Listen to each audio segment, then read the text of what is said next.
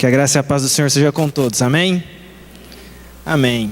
Eu quero começar aqui dizendo da minha gratidão de estar aqui na igreja de Itapeva, igreja Jardim Maringá, e o carinho que os irmãos tiveram comigo na recepção, especialmente manifesto na pessoa do reverendo Herbert, que é um amigo. Quando ele fala que é meu amigo, eu recebo essas palavras com muita alegria, porque eu admiro muito o reverendo Herbert e a família dele, são bênção na minha vida. O conhecia antes pelos escritos, depois tive o prazer de conhecê-lo pessoalmente lá em Goiás, e a gente tem uma amizade desde então, isso é muito gostoso. Também a família do pastor Herbert, que me acolheu ali na casa, bem como também o Gabriel, que está lá no Mackenzie de Campinas, onde a gente tem tido a oportunidade de caminhar junto. Também agradeço ao conselho da igreja por permitir que eu estivesse aqui nessa ocasião celebrativa tão especial, que é 34 anos de organização. Bem, o que me faz estar aqui é meditar na palavra do Senhor com os irmãos. É o que nós vamos fazer nesse momento. Eu quero convidar você a abrir a palavra bendita do Senhor no primeiro livro de Samuel, capítulo 7, e nós vamos ler do versículo 1 até o versículo 13. Primeiro livro de Samuel, capítulo 7, do verso 1 ao 13. E à medida que você encontrar o texto, meu querido irmão, se coloque em pé, por favor, a fim de que eu tenha ciência de quantos já encontraram, e assim, quando a maioria já tiver encontrado o texto, eu vou proceder à leitura. 1 Samuel, capítulo 7, do verso 1 ao verso 13.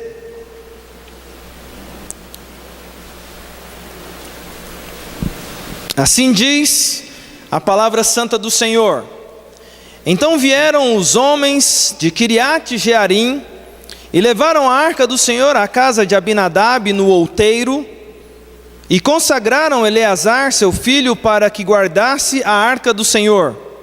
Sucedeu que, desde aquele dia, a arca ficou em Kiriat Jearim, e tantos dias se passaram que chegaram a 20 anos, e toda a casa de Israel dirigia lamentações ao Senhor.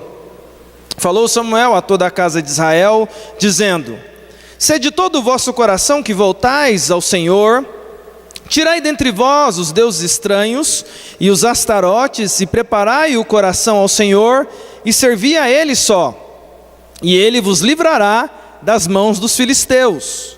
Então os filhos de Israel tiraram dentre si os Baalins e os astarotes, e serviram só ao Senhor. Disse mais Samuel: Congregai todo Israel em Mispa, e orarei por vós ao Senhor. Congregaram-se em Mispa, tiraram água e a derramaram perante o Senhor, jejuaram aquele dia, lhe disseram: Pecamos contra o Senhor. E Samuel julgou os filhos de Israel em Mispa. Quando, pois, os filisteus ouviram que os filhos de Israel estavam congregados em Mispa, subiram os príncipes dos filisteus contra Israel. O que, ouvindo os filhos de Israel, tiveram medo dos filisteus. Então disseram os filhos de Israel a Samuel: Não cesses de clamar ao Senhor nosso Deus por nós, para que nos livre das mãos dos filisteus. Tomou, pois, Samuel um cordeiro que ainda mamava, e o sacrificou em holocausto ao Senhor. Clamou Samuel ao Senhor por Israel, e o Senhor lhe respondeu. Enquanto Samuel oferecia o holocausto, os filisteus chegaram à peleja contra Israel, mas trovejou o Senhor aquele dia com grande estampido sobre os filisteus, e os aterrou de tal modo que foram derrotados diante dos filhos de Israel. Saindo de Mispa, os homens de Israel perseguiram os filisteus e os derrotaram até abaixo de Bet-car. Tomou então Samuel uma pedra e a pôs entre Mispa e Sem, e lhe chamou Ebenezer, e disse: Até aqui nos ajudou o Senhor. Assim os filisteus foram abatidos, e nunca mais vieram ao território de Israel, porquanto foi a mão do Senhor contra eles todos os dias de Samuel. Amém. Vamos fazer mais uma oração? Pai Santo, nós nos colocamos nesta hora, ó Pai, com o coração rendido na Tua presença, pedindo ao Senhor encarecidamente que fale ao nosso coração. Estamos rendidos, ó Pai. Sabemos que o Senhor é o nosso Deus, motivo de estarmos aqui, motivo da existência dessa igreja, porque o Senhor é o dono desta igreja. E nessa hora, ó Pai, quando abrimos o Teu livro santo com temor e tremor, o nosso pensamento e sentimento nessa hora é o desejo sincero, ó Pai, de ouvir a Tua palavra da boca do Senhor. Ó Deus, e aqui temos tantos os Teus filhos que aqui estão, ovelhas do Senhor, rebanho do Senhor aqui nessa cidade de Itapeva, e eu quero clamar ao Senhor, ó Pai, fala ao nosso coração, ó Pai, que o Senhor leve o nosso pensamento cativo na Tua presença, perdoa os nossos pecados. A mim, expositor da Tua palavra, ó Pai, tem misericórdia de mim, ó Deus, que minha mente e coração e os meus lábios estejam, ó Deus, rendidos também ao Senhor, para falar somente de Ti, da Tua glória. Portanto, ó Pai, que não nos deixe perder em vanglória de homens, mas que somente a glória do Senhor seja manifesta nesse dia tão especial de celebração aqui nesta igreja. Abençoa também o reverendo Herbert e o ministério que ele tem executado aqui nesta linda igreja, ó Pai. Cuida de nós, é o que te pedimos nesse momento, por meio da Tua palavra, em nome de Jesus. Amém. Os irmãos podem se assentar. Meus queridos, como eu falei hoje pela manhã, eu tenho por hábito, quando vou expor a palavra do Senhor, seja em aula, seja um sermão, eu sempre tenho por estilo de mensagem anunciar, falar sobre o que eu vou estar falando, permitindo assim que os irmãos também interajam, anotando o que está sendo feito, né? Portanto, como eu falei hoje de manhã, se você tiver uma caneta e um papel e quiser anotar, eu acredito que é saudável, porque depois você vai poder durante a semana inclusive estudar esse texto, conferir como os bereanos ali no livro de Atos faziam, né? O que foi estudado aqui nessa noite. E o que eu quero meditar com vocês nessa noite é decisões que fazem toda a diferença no nosso destino. Essa é a mensagem que eu gostaria de pensar com vocês nessa noite. Decisões que fazem toda a diferença no nosso destino. E a primeira decisão que faz toda a diferença no nosso destino é retirar tudo o que tem nos atrapalhado, ou tudo o que tem nos impedido. E a segunda decisão é ter as minhas ações transformadas. Decisões que fazem toda a diferença no nosso destino, e a primeira decisão é retirar tudo o que tem me atrapalhado, e a segunda é ter as minhas ações transformadas. Esse livro de 1 Samuel é um livro maravilhoso, porque descreve aqui nesse contexto em que a gente está inserido nessa noite, a história do povo de Israel, num contexto onde eles vinham passando por uma série de situações que a palavra que define aquela época foi dita no momento de tragédia, quando o sacerdote morre e uma criança nasce no meio daquele contexto, e um sacerdote morre porque houve uma sequência de ações. Israel tinha ido para uma guerra contra os filisteus. Nessa guerra, Israel perdeu, porque a vida do povo de Israel estava uma vida errada, bagunçada. Eles perdem a guerra. Na guerra, a Arca da Aliança é saqueada. Os filhos dos sacerdotes são mortos. A notícia chega para o sumo sacerdote Eli. Ele toma um susto com a notícia da morte dos seus filhos, cai morto. A esposa de um dos filhos de Eli fica sabendo da notícia, entra em trabalho de parto. Nasce uma criança e ela recebe o nome de Icabode. Foi-se a glória do Senhor, é o significado de Icabode. Esse é o contexto do começo do livro de Samuel. E o interessante é que nesse contexto, a Arca da Aliança, que era símbolo da presença de Deus com o povo de Israel, foi parar em terra dos filisteus. E no primeiro de Samuel capítulo 5, você vê a arca andando por território filisteu, até que chega no templo do Deus dos filisteus, o Deus Dagon. E é muito interessante porque os filisteus até então achavam que a vitória que eles tinham obtido sobre Israel era pela força deles e pelo Deus deles. E eles querem humilhar o Deus de Israel, o Deus Yahvé. E pegam a Arca da Aliança e colocam no templo de Dagon. E é muito interessante 1 Samuel capítulo 5, porque a arca repousa lá no templo de Dagon, e no dia seguinte a estátua, né, a imagem do Deus Dagon aparece caída no chão, o templo fechado, e ninguém sabia quem tinha derrubado a estátua de Dagon, ficaram ali com um receio. No segundo dia, a estátua novamente, erguem a estátua novamente, né? No segundo dia a estátua cai de novo, e dessa vez decapitada. Os filisteus entendem a mensagem e falam assim: olha, o Deus de Israel está dando uma surra no nosso Deus aqui, então vamos mandar a arca de volta para o território israelita.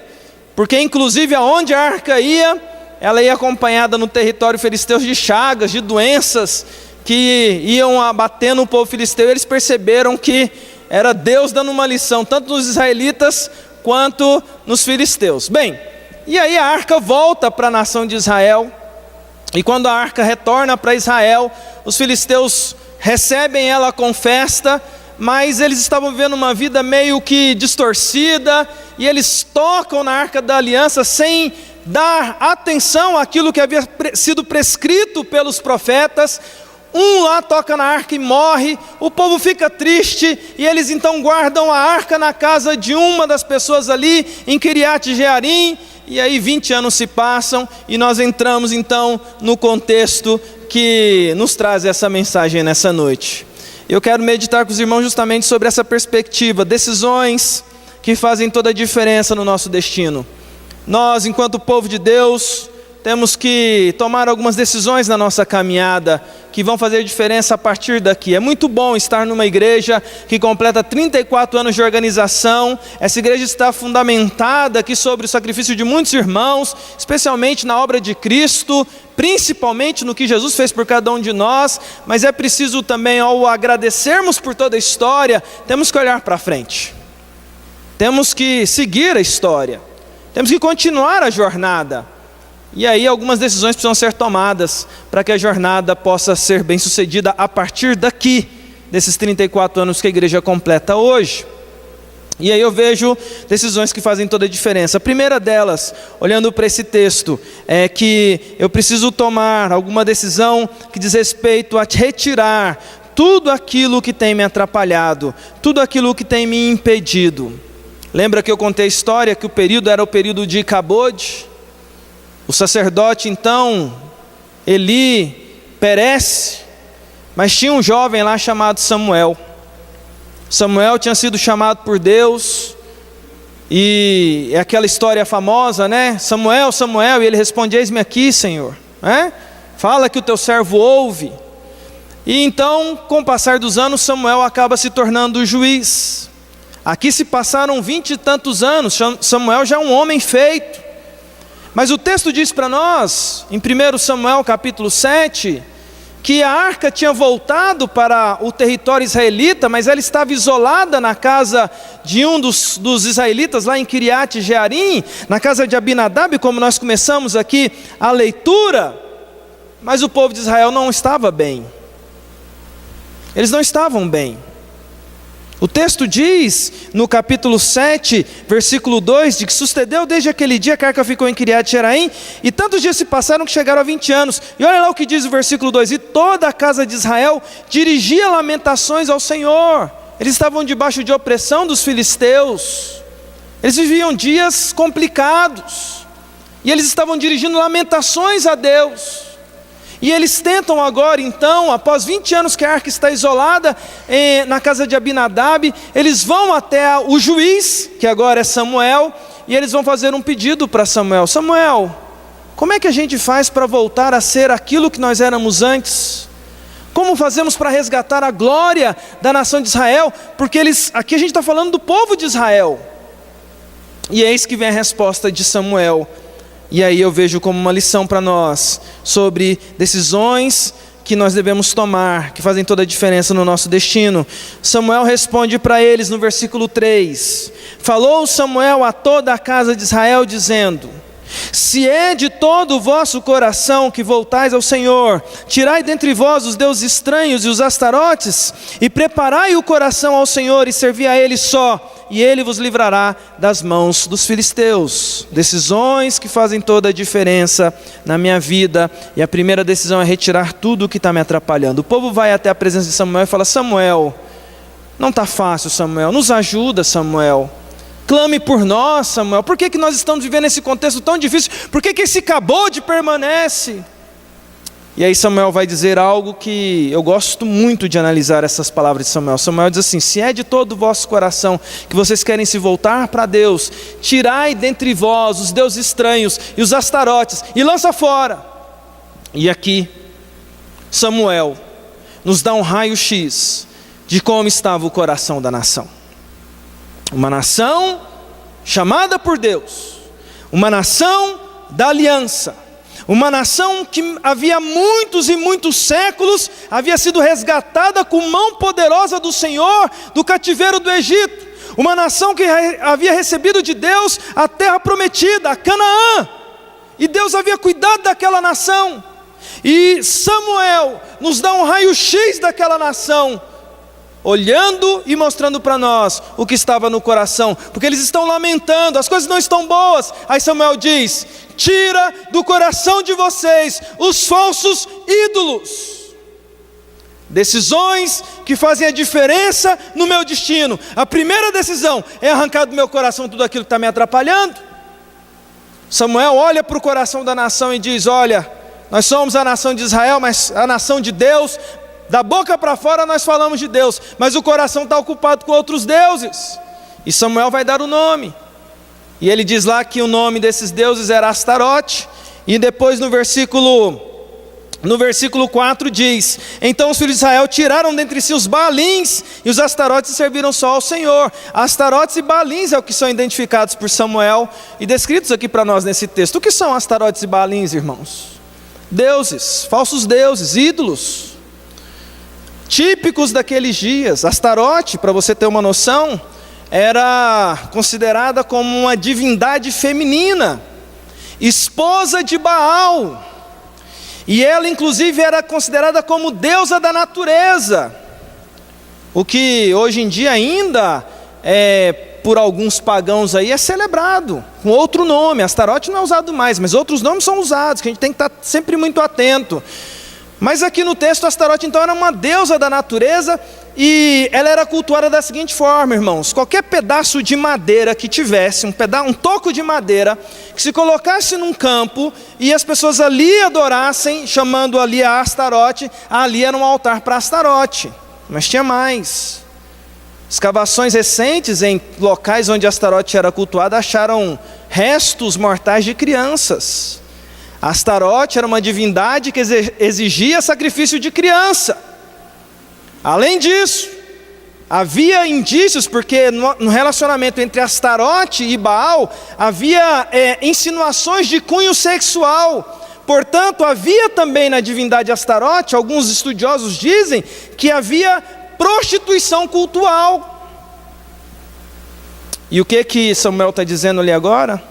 Que Astarote era uma divindade que estava ocupando o coração de gente que não conhecia a Deus? Não. O coração do povo de Israel. Os Baalins eram considerados o Baal de cada região. A gente no Brasil entende bem isso, eu explico, fica bem fácil. Aqui, com todo respeito, se porventura alguém aqui católico, mas eu vou usar esse exemplo para que você entenda. No catolicismo, quando eles adoram a Maria, ou veneram a Maria, Maria tem um nome em cada região. Tem lá em Guadalupe, no México, Nossa Senhora Padroeira, não sei da onde, não sei o que, outro nome, não sei outro lugar, mas é a mesma Maria. Os Baalins era assim. Tinha um Baalim da região tal, o Baalim da região tal recebia um nome, um Baalim de outra região recebia outro nome, mas era tudo referência ao mesmo Baal, que era o esposo de Astarote. E Samuel diz que o coração daqueles homens estava cheio desses falsos deuses. E o que isso tem a ver conosco, meu querido irmão? Porque talvez nessa noite aqui na igreja Jardim Maringá seja a primeira vez que você está ouvindo sobre Astarote. Talvez nessa noite, meu querido irmão, você esteja ouvindo sobre Baal alguma outra vez que você tenha ouvido na sua história. E eu afirmo aqui nessa noite, com certeza, quase que 100% de certeza, que Baal e Astarote não é o nosso problema. Mas a pergunta que eu faço é que se fizéssemos um raio-x do seu coração, será que o seu coração está limpo de falsos deuses? Porque o nosso problema não é Astarote nem Baalins, mas nós, na nossa geração, criamos outros deuses. E infelizmente, meus queridos irmãos, esses outros deuses falsos têm ocupado o coração de muita gente dentro da igreja presbiteriana. Você quer que eu dê nomes? Eu dou. Um que se tornou Deus no coração de muitos é o dinheiro. Tem muita gente que por dinheiro larga tudo. Outro que se tornou Deus no coração da igreja são diplomas, títulos, poder. Sexo tem se transformado um ídolo no coração dos jovens. E aí a minha colocação é: se eu quero um destino diferente na minha caminhada, se eu quero estar próximo de Deus, eu preciso tomar essa decisão. Eu preciso arrancar do meu coração os falsos ídolos e consagrar o meu coração a somente aquele que é digno de receber toda a honra e toda a glória, e consagrar por inteiro o meu coração somente a Jesus. Eu lembro de uma propaganda que no passado foi muito famosa, fez muito sucesso. Talvez alguém aqui vai se lembrar dessa propaganda, porque era uma propaganda que mostrava um cenário todo vermelho. E nesse cenário todo vermelho, a propaganda começava assim com esse cenário todo vermelho, e a câmera abria um pouquinho, uma moça muito bonita, entrando meio que com dificuldade, um pouco encurvada, ela vai entrando naquele cenário todo vermelho, e ela com dificuldade entra naquele cenário vermelho, se senta, e aí a câmera abre um pouquinho, tem uma senhorinha do lado dela, sentada já, ela entra, se senta do lado dessa senhorinha, essa moça muito bonita, e ela fala: ufa, finalmente eu consegui. E aí ela vira para a senhorinha e fala assim: nossa, como é difícil entrar no coração do seu filho. E aí a gente entende que aquele cenário vermelho, aquela senhorinha lá e aquela jovem que estava lá, está falando de um coração de um rapaz apertado. Ali já estava a mãe naquele coração, e agora a namorada parece que conseguiu com muita dificuldade entrar no coração do rapaz. Ok, a gente entende isso. Mas a propaganda segue. E aí a moça pega e fala assim: nossa, apertado aqui, né? Ela está apertada, o cenário está mostrando apertado, ela com a senhorinha lá apertada, fala: nossa, é apertado aqui? Ao que a senhorinha pega e dá uma risadinha e não fala nada, ela só diz assim, aponta para trás. A moça dá uma olhada para trás e vê que tinha uma cortina vermelha. Ela abre a cortina, e aí a câmera abre e tem um espaço enorme vermelho, o que mostra que o coração era maior do que a gente estava imaginando. Mas o coração, um espaço enorme vermelho, e no centro do coração, e a propaganda era de um carro. Tinha um carro ocupando um espaço enorme, e ele ficava girando assim, iluminado dentro do coração daquele rapaz. Como que a propaganda era? A propaganda de casa dizendo o seguinte: olha, a gente tem um carro aí que vai ocupar o seu coração. A minha pergunta para você é, meu querido irmão, se tirássemos um raio-x do seu coração agora, o que está ocupando a centralidade do seu coração?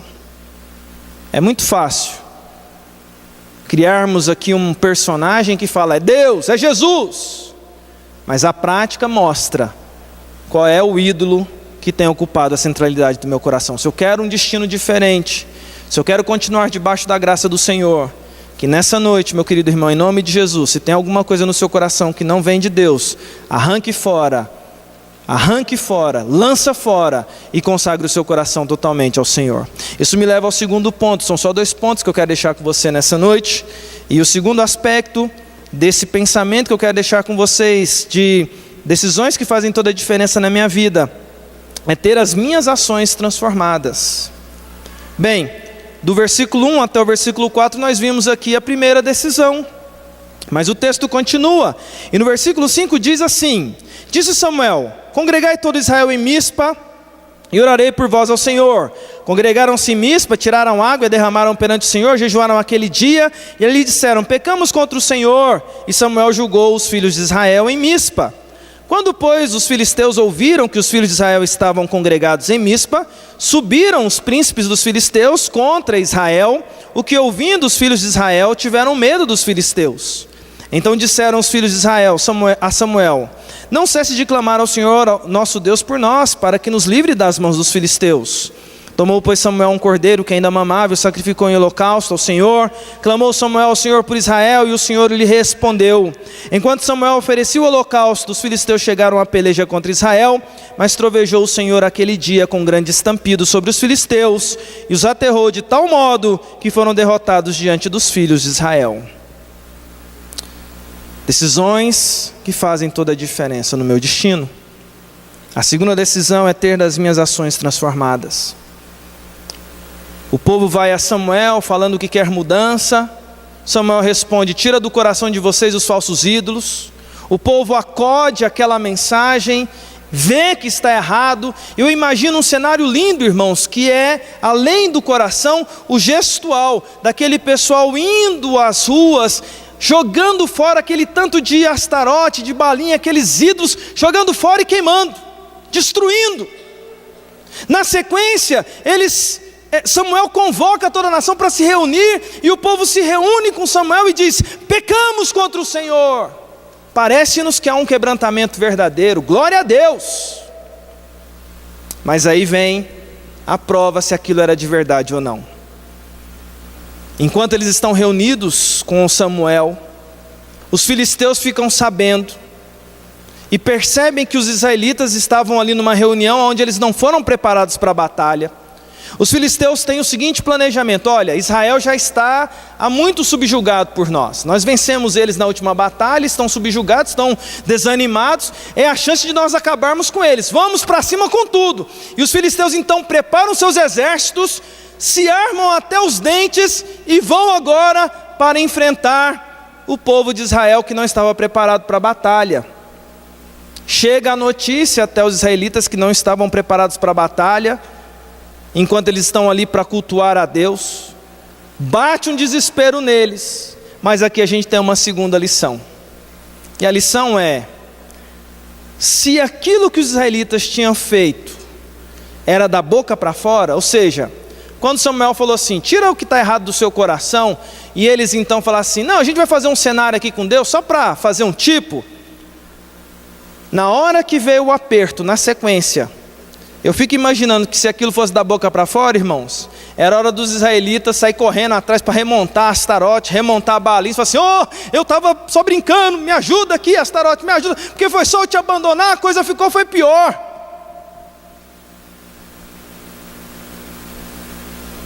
Mas eles fazem o contrário. Além de retirar tudo aquilo que está impedindo, as ações na sequência foram transformadas. E eles vão até Samuel agora, porque eles tinham limpado o coração de verdade. E eles chegam em Samuel e falam: Samuel, nós estamos aqui sinceros diante de Deus. Você falou para a gente jogar fora os falsos ídolos, e a gente jogou fora os falsos ídolos. E o que está acontecendo, Samuel? Está vindo uma guerra para nós que a gente nem esperava, Samuel. A coisa piorou, Samuel. Clame por nós, Samuel. Só que agora o coração estava limpo. Samuel começa a clamar ao Senhor, faz um sacrifício a Deus, clama a Deus, e o texto diz que Deus responde. E Deus responde com um estampido tão forte que os filisteus que estavam indo para a guerra ficam com tanto medo que saem afugentados. Os israelitas se animam com a presença de Deus, dando a eles um direcionamento para a vitória. Saem atrás dos filisteus, os filisteus saem fugidos. E o texto que eu li para vocês aqui termina dizendo que enquanto Samuel foi juiz, nunca mais os filisteus ousaram se levantar contra os israelitas. E o que é que isso tem a ver conosco, meu querido irmão? Tem a ver que quando a gente está na igreja, às vezes a gente ouve uma mensagem que quebranta o nosso coração. Aliás, na igreja presbiteriana nós temos excelentes pregadores que a gente tem acesso o tempo inteiro, excelentes escritores como o próprio pastor Herbert, que aqui está com vocês. Mas a gente tem acesso a pregadores excelentes, Augusto Nicodemos, Hernandes Dias Lopes. Se você não gosta dos brasileiros, você tem internacionais que está aí cheio de mensagem na internet. Paul Washer, Tim Keller, John Piper. Pregador é o que não falta. Mensagem bonita na internet é o que não falta. E quantas vezes a gente ouve mensagens que quebrantam o nosso coração? Quantas vezes nós vemos na igreja, eu não sei como é que é aqui em Itapeva, no Jardim Maringá, mas eu já vi igrejas em que às vezes um pastor presbiteriano, o Hernandes às vezes faz isso, chama as pessoas num apelo, e as pessoas vêm à frente e se quebrantam e choram, colocam-se de joelhos. Mas quantas vezes é só da boca para fora? Passou do portão da igreja, voltam os ídolos. Primeiro desafio que vem, voltam os falsos ídolos, volta a mesma rotina, e as ações não são transformadas coisa nenhuma. Esse texto mostra para mim, se eu quero que o meu destino, no sentido de santidade, de avivamento, de comunhão com Deus, de quebrantamento, se eu quero minha vida na presença do Senhor, se eu quero continuar na presença do Senhor, como essa igreja tem estado até aqui, eu preciso ter as minhas ações transformadas. E as minhas ações são transformadas no seguinte aspecto, irmãos: quando eu sou sincero no meu coração de reconhecer que às vezes tem falsos ídolos ali que não deveriam estar, e diante da mensagem confrontadora do Senhor que diz joga fora, e eu olho para o meu coração e tenho vontade de jogar fora, a tendência, irmãos, é que quando você voltar para a sua rotina amanhã, você seja tentado e provado na sua decisão. E é ali, naquele momento, que eu tenho que provar que a minha decisão não foi da boca para fora, que a minha ação foi transformada, que na hora que vem um aperto, que às vezes vem um aperto financeiro, vem um aperto na saúde, e a gente corre para aqueles ídolos que a gente estava acostumado a recorrer anteriormente. E a nossa ação ser transformada é me derramar aos pés do Senhor e pedir que Ele me sustente na decisão que eu tomei aqui na presença dEle. Isso me lembra uma outra história que eu quero compartilhar com os irmãos. Essa é uma história particular, me permitam compartilhar com vocês essa história, porque é a história de um familiar meu, e fala muito sobre esse negócio de ação transformada. Um familiar meu muito crente, líder da igreja, presbítero, pessoa muito próxima a mim, parente de sangue. Ele foi para a igreja num domingo, ele e a esposa, e aconteceu com ele o que às vezes acontece. Não sei se já aconteceu com você, mas às vezes acontece na vida de um casal. Pleno domingo, indo para a igreja, esse parente meu brigou com a esposa indo para a igreja. Sabe que às vezes acontece isso? Tiveram uma briga feia antes de ir para a igreja, mas mesmo assim eles resolveram ir para a igreja mesmo brigado. Brigaram e acabaram indo para a igreja brigado mesmo, e foram para a igreja. Só que a esposa desse meu amigo, esse meu familiar, ela é muito temperamento forte. E ela chegou e falou para ele assim: nós vamos para a igreja, mas chegando lá na igreja, você não senta perto de mim. E assim se fez. Esse meu parente então foi para a igreja com a esposa dele, minha parente também. Chegaram na igreja, ele sentou lá atrás e ela veio e sentou na frente. Irmãos, bem naquele dia, sem combinar nada, o pastor pregou sobre perdão. E o pastor começou a pregar sobre perdão. Isso meu parente contando. E o pastor começou a falar sobre perdão. E aí perdão, ele foi abrangendo tudo. Perdão nos relacionamentos da igreja, perdão no relacionamento de casal. E o pastor começou a falar de perdão.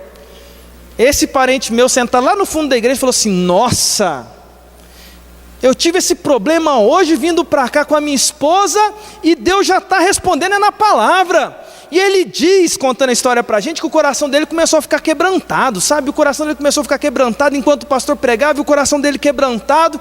E ele ficou lá atrás na igreja, olhando para a esposa lá na frente, e falou assim: nossa, do jeito que Deus está falando comigo, Ele deve estar falando com a minha esposa, e ela deve estar doida para vir aqui. Só que é mais fácil, em vez dela sair lá da frente e vir sentar atrás, é mais fácil eu sair aqui de trás e sentar lá na frente. Deixa eu ver se ela está olhando para mim. E ele ficava na mensagem, e o pastor falando de perdão, e ele inquieto lá atrás, e a esposa dele de braço cruzado lá na frente, assim, normal, né?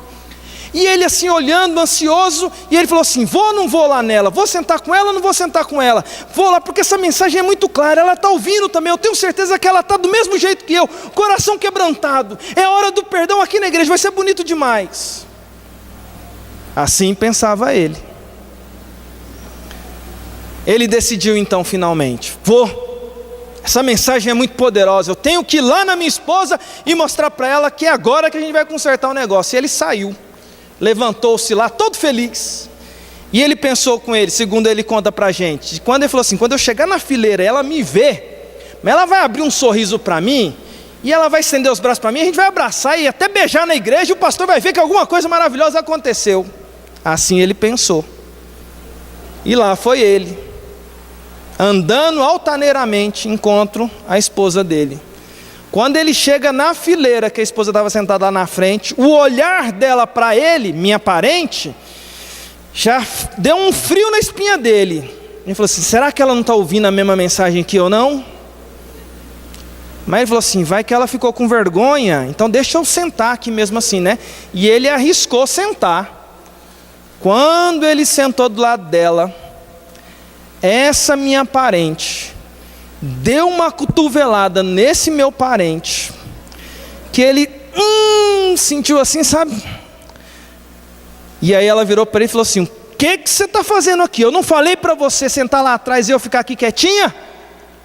E aí ele conta essa história, ele é um líder da igreja, um presbítero, ele prega e conta essa história, e ele diz assim, que naquele dia, ele aprendeu que às vezes as pessoas estão no mesmo culto, ouvindo a mesma palavra, alguns têm coragem de se transformar, e enquanto outros não. E eu queria deixar isso aqui para nós pensarmos nessa noite, caminhando para a conclusão. Quando eu olho para a igreja presbiteriana Jardim Maringá, a gente vê uma igreja que ergueu a sua história abençoada até aqui. A palavra que define a história dessa igreja aqui, até aqui, com certeza não é Icabod. Com certeza, se a gente fosse usar uma palavra, é Shekinah. Ou até mesmo como o Herbert falou agora há pouco, Ebenezer. E Ebenezer é a palavra que é usada no final do texto aqui, porque Samuel diz, Ebenezer, até aqui nos ajudou o Senhor. Talvez seja essa palavra que define os 34 anos de organização desta igreja. Entretanto, meu querido irmão, hoje com 34 anos de organização, é importante a gente olhar para o nosso coração. Porque a gente pode até fingir que está tudo bem, mas Deus conhece a verdade do nosso coração. Eu quero desafiar você aqui nessa noite, meu querido irmão da Igreja Presbiteriana Jardim Maringá. Porque Deus conhece os corações da igreja dele, que pertence a ele. Você pode até estar aparentando tudo bem, mas se tem ídolo no seu coração, se o dinheiro é um ídolo no seu coração, se os títulos são ídolo no seu coração, se existe alguma coisa sendo ídolo no seu coração, se fizéssemos um raio-x do seu coração e tivesse alguma coisa girando lá no centro, que não seja Jesus, eu quero dizer para você aqui nessa noite, se você quer de fato a glória de Deus na sua vida, joga o falso ídolo fora em nome de Jesus.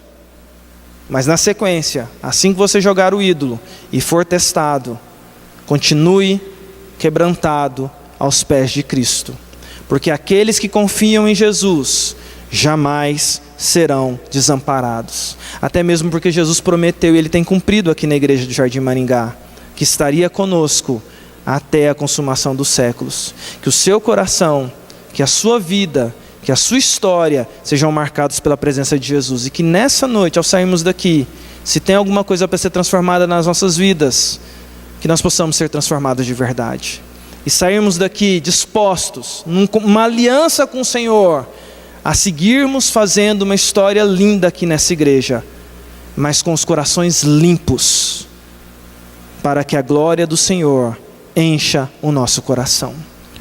Eu termino dizendo que o Brasil precisa de um avivamento.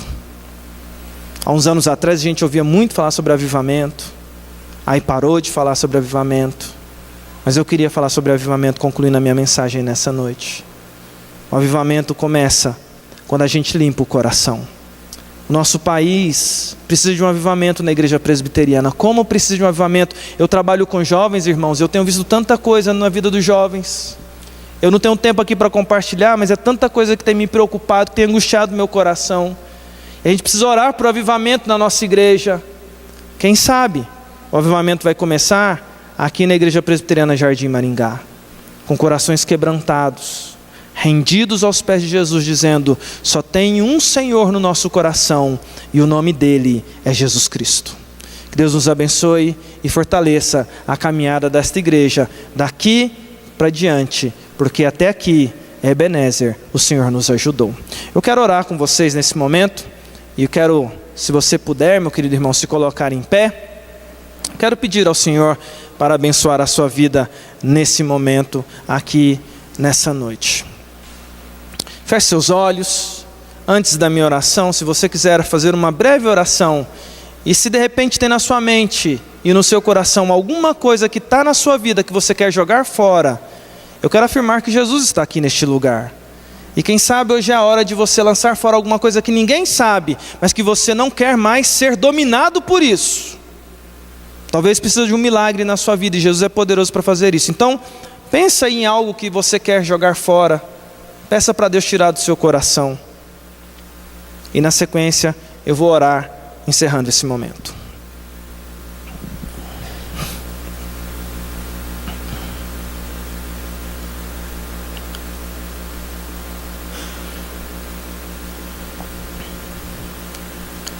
O Pai, o Senhor conhece e sonda os nossos corações. O Senhor vê para além da aparência. O Senhor sabe a verdade. O Senhor sabe aquilo que vai no nosso coração. E nós somos uma geração marcada por falsos ídolos que têm tentado roubar o lugar do Senhor. Entre eles estão o sexo, o poder e o dinheiro. Tenho visto muitos jovens se perdendo na área sexual. Eu tenho visto muitos homens e mulheres se perdendo na questão do dinheiro profissional. Eu vejo muitos também se iludindo com o poder. Eu quero dizer, ó Pai, que esses falsos deuses não têm domínio sobre nós e que eles caiam por terra agora em nossas vidas, em nome de Jesus. Eu quero pedir ao Senhor que nos ajude a ter as nossas ações transformadas. Não só numa mensagem bonita, num culto bonito, mas uma vida bonita todos os dias no trabalho, na universidade, nos nossos relacionamentos. Que a gente tenha uma ação transformada quando os desafios chegarem, que a nossa confiança esteja somente no Senhor. E eu termino a minha oração nessa hora dizendo: aviva a nossa igreja. Aviva a Igreja Presbiteriana do Brasil. A começar aqui do Jardim Maringá, ó Pai, aviva os teus filhos. Para que possamos, ó Deus, fazer na nossa nação aquilo que precisa ser feito. Ver uma vida, ó Pai, que honre o Senhor e que anuncie o Teu Evangelho em todas as circunstâncias. Protege-nos e muito obrigado pela vida dessa igreja que tem sido fiel ao Senhor até aqui e que ela possa continuar fiel por longos e longos anos. É a nossa oração nessa noite, agradecidos em nome de Cristo Jesus. Amém. Podem se assentar. Eu quero agradecer mais uma vez e retornar a palavra aqui para o reverendo Herbert. Agradecer, Herbert, pelo carinho. Uma honra estar aqui com vocês nessa noite. Deus os abençoe. Deus abençoe. Nós que agradecemos.